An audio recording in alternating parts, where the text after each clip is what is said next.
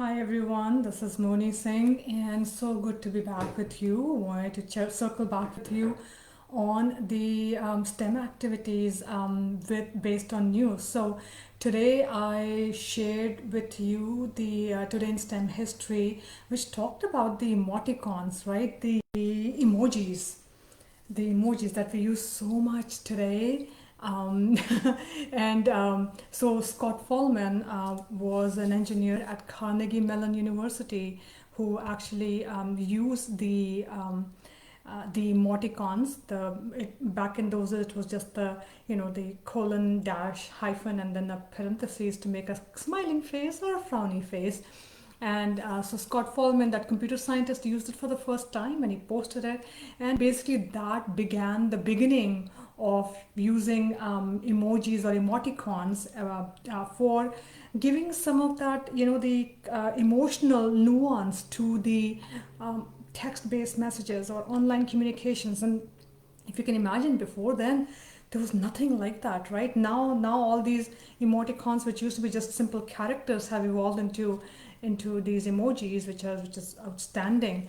So I wanted to talk a little bit about what you can do in terms of bringing this kind of emotional intelligence into your STEM activities. And it's really important because if you think about it, right, in today's world, the content, the actual core area of what we teach children, whether it's something to do with computer programming or some kind of an engineering topic, if you start Googling, you'll find something or the other, right? The content is everywhere.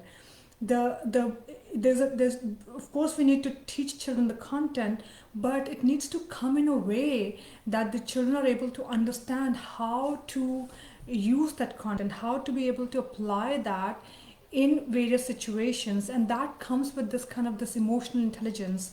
And that's where I want to focus on today. We used to call, making sure that our education is creating children that are well rounded, right? And this roundedness comes from children's ability to have be able to deal with the real life experiences, be able to communicate well with their peers, with their superiors, with at any level, right, of communication. They're able to communicate well, being able to work together in a team setting, being able to think critically about why something is happening the way it is. There's actually Bloom's taxonomy. I won't be able to cover that today, but being able to think at different levels of thinking, and I'll cover that in one of the next topics. And then, of course, also being able to creatively think about new approaches, new solutions. Many a times, new ideas come in the intersection of two different sets of concepts or two different sets of disciplines. So again, lots of different topics, but today I wanted to focus more on this, on the communication side, and how you can bring more emotions or bring that intelligence, the social connection, bringing the empathetic and empowering communications alive as children are working on STEM activities. Now, STEM activities are a perfect ground for, failures and people not being able to accomplish what they're looking to accomplish. Frustration starts building up, and you start seeing these other, when people get upset, right? They start behaving in different ways, and so it creates this perfect grounding where you can also sprinkle in and show children how they can still be nice with each other, and what does that really look like, and kind of giving them that real world perspective. Of course, when you work in team settings, in corporate America or any entrepreneurship setting or any other different formats, you are working a lot of different individuals, diverse personalities. It's very important to understand that the differences are there, but we can still talk, communicate with them in a manner that understands, that has empathy, and we are able to empower each other, right? And that's what I want to talk about. I'm going to give you three very simple and clear ways that you can bring in this emotional intelligence into what you're trying to do with children in STEM. Before I get going, let me, well, actually, you'll we'll just get started with those three things. Okay, so the very first thing I wanted to talk about is this empathetic and empowering communications, as I mentioned, and this goes in the form of a peer review. Now, if you think about as a teacher or even in corporate setting, we have something called a 360 degrees feedback, right? There's when we have our performance appraisals at the end of the year, or maybe if you do it twice in a year, in organizations they'll take feedback from all around, the 360 feedback, right? And so I know in our STEM classes or in general in our elementary classrooms, we have this reward system, right? Consequences and reward and things like that. What if there was a way to incorporate peer feedback as well? And this is one way you can do that, right? So at the end of any STEM activity, or if you are doing like a prolonged project, it could be an end of that project, or if you're doing a camp in an aftercare, after school setting, you can do it at the end of those programs. But basically, when you're doing an activity and it's like multi-day project or something, it's a great idea to do this as an end of the activity, a peer feedback. So this is how it works, okay? You're basically looking for the children to give feedback to each other. You can structure it in a way by saying, okay, we're all going to think about Jody. Again, I'm just taking an example child, right? We're all going to think about Jody, and let's think about what good things did she do. And one very important aspect in here, and this is where you'll have the most challenge, is to ensure that discussion is all about the goods, the positives, right? So think of where did you see Jody do a great job this week, this day, or depending on whatever the length of your project was. You can have children raise their hands and talk about what she did really good. Now, it's important that if somebody, because we see children, it looks like a default mode tends to be complaining, right? Oh, you took my pencil away, you took this, and you did that. And the moment you hear somebody talk in the negative way, they're going in the negative direction, you stop them right then and there. And you tell people, normalize this, right? Tell them that, hey, we all have weak points, but right now our focus is only on the positives. And then you ask the question again, so what did Jody do really well? And you can then have children kind of start talking about what Jody did really well, and you can take a couple of feedback, and again, based on those feedbacks, and Jody gets to take a prize from the prize box. And then you can have, you can actually then have the next child, and you can go through that. Now, why this is so important, and of course, if nobody is raising a hand, make sure you have something positive to say about Jody as well. Maybe that gets other people talking. Now, why is this so important is that many a time as teachers, as adults, we miss certain nuances of what the children are doing among themselves, and it's really revealing. At times you get feedback like I remember we do it after every STEM project, because again, STEM projects are some of them can become very intensive, right? And there's all kinds of emotions flying. Children are getting upset, I couldn't finish my project, or this guy took my all my Lego pieces, I couldn't. There are so many different things that happen, and now to pull the group together and focus on the positivity, that's, as I said, that's a challenge, but I know that as a teacher you can handle that. All you have to do is keep directing them back to the positives. But here is something revealing, right? I would hear feedback from one child telling, let's say, I'm just making this up, Jack will say, oh Jody, when I was working on I was writing my notes and my pencil fell down, and you picked up the pencil and gave it back to me. Thank you. And I think those little tiny things that the children give feedback to each other, and we can miss it, right? I mean, think about the sizes that we're dealing with. The children observe all these things about what they're doing to each other. We as a teacher may even miss those little points, but that was meaningful to Jack, that Jody picked up the pencil and gave it to him and helped him that way. And those little things really help, because now the children can see, oh yeah, okay, I did something good. So the Jody can feel good about it. I've also seen situations where some of the children did not know a characteristic about them until somebody else pointed it out. So, for example, one of the children was given feedback that, oh, you helped me a lot when I was trying to figure something out, and you were telling me how I could think about something in a different way.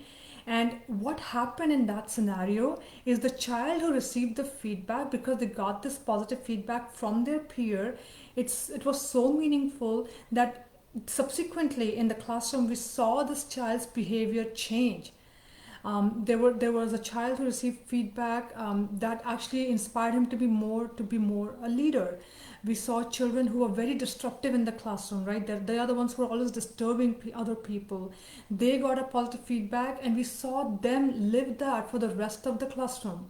And it's so powerful, because again, children get to discover those little tiny things that other children are observing, and that's a positive for them, and they start focusing more and more on that positive. So a great way to keep the right perspective, a positive zone for the children, and give them something empowering, right? Imagine if Jody got that feedback that you're helpful, or you're a great leader, you were able to show us the way on something.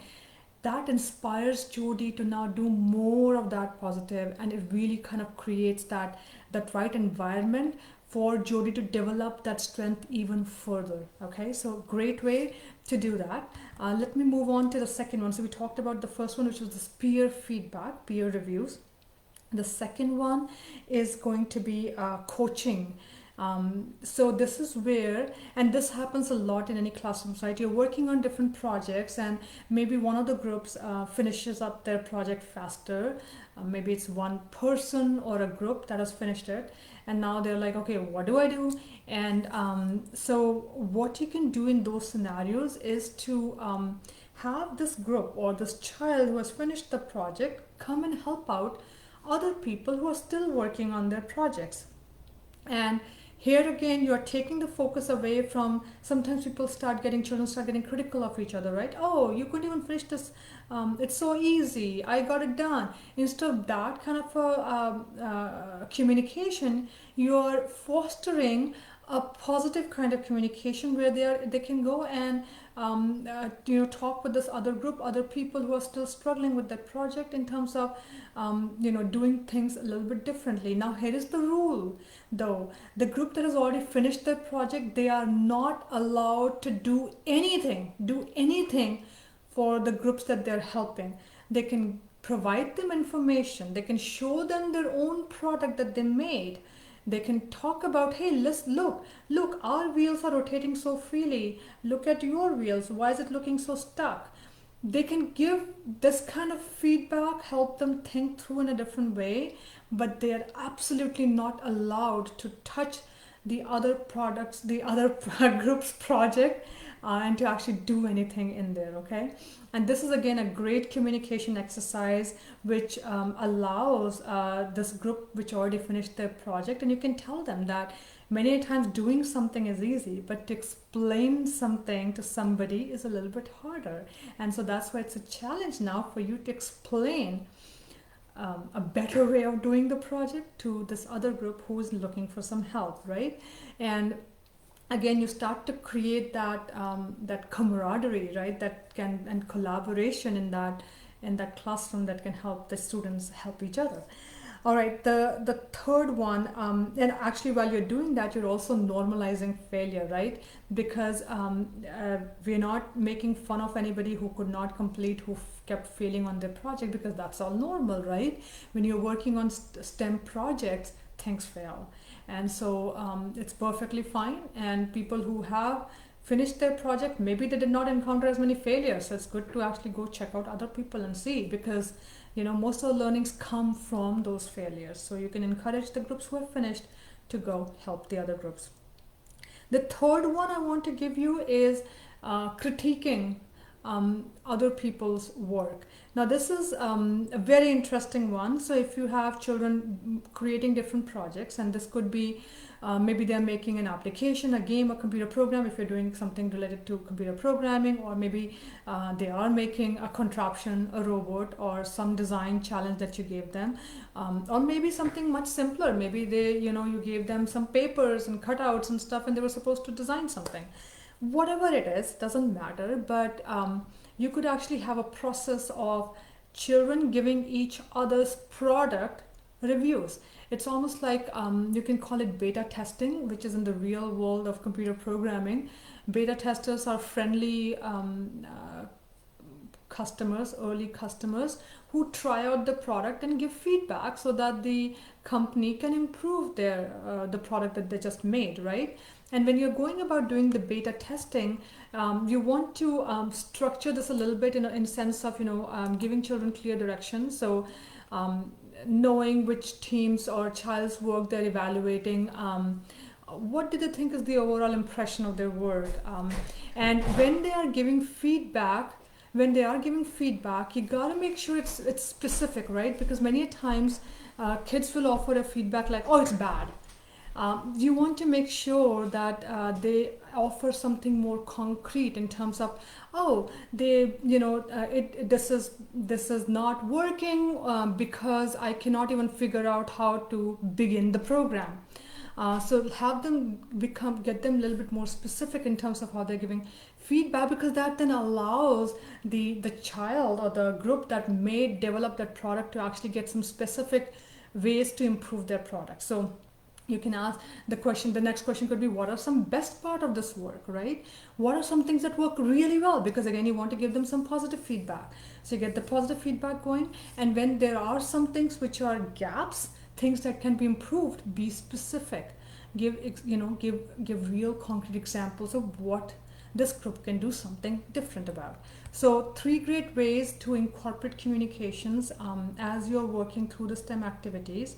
And give us feedback on what you think about this live.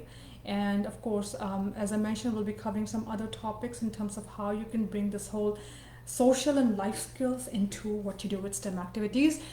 Calling it done for right now. Thank you so much for hanging in there, and we'll catch up later.